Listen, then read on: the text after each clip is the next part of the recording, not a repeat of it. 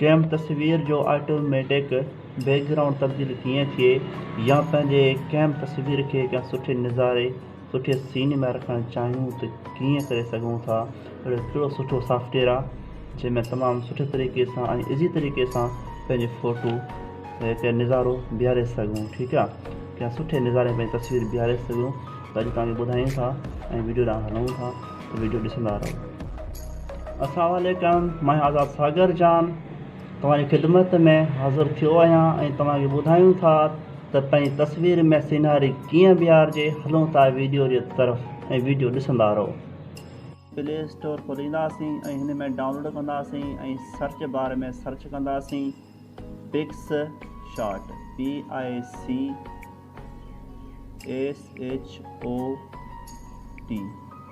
पिक्सशॉट। तव्हांजे साम्हूं अची वियो आहे हीउ सॉफ्टवेयर जंहिंजो इंटरफेस तव्हां ॾिसी सघो था। मुंहिंजो ऑलरेडी इंस्टॉल थियल आहे त मां हिनखे सिर्फ़ु ओपन कंदुसि। असांजो सॉफ्टवेयर हिते मौजूदु आहे, हीउ तव्हां ॾिसी सघो था।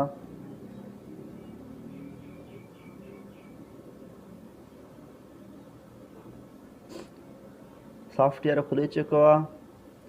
हाणे वेंदासीं एडिट में। ठीकु आहे दोस्तों, एडिट जंहिंमें कैंची छापियल आहे इन ते क्लिक कंदासीं।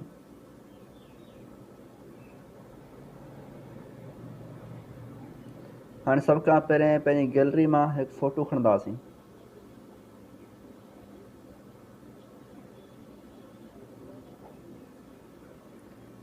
फ़ोटो अची वई आहे। ठीकु आहे दोस्तों,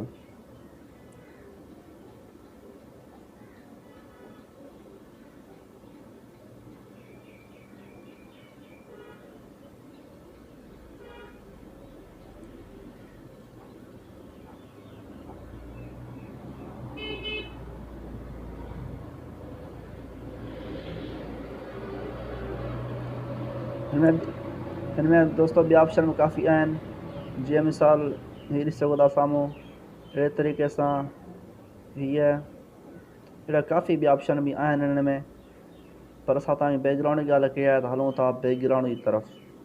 हिनखे असां बैक था कयूं।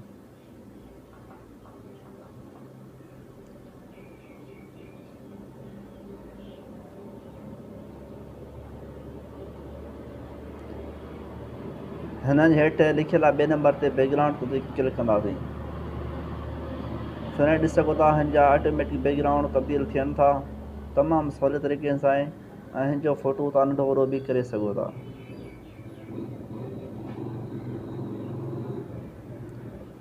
ठीकु आहे, अगरि तव्हांखे हिनखे सेव करिणो आहे सेव बि हिनखे करे सघो था। उहो हिन मथे अप्लाई ते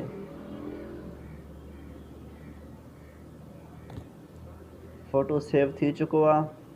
हिन में तव्हां संदो बैकग्राउंड लॻाए सघो था ऐं हिन जा संदा बैकग्राउंड बि आहिनि। पंहिंजी तस्वीर खे तमामु सुठे तरीक़े सां ठाहे सघो था। अगरि तव्हांखे वीडियो सुठी लॻी हुजे त लाइक कमेंट ज़रूरु कजो ऐं सब्सक्राइब करणु न विसारिजो। वॾी महिरबानी, असांजी इजाज़त।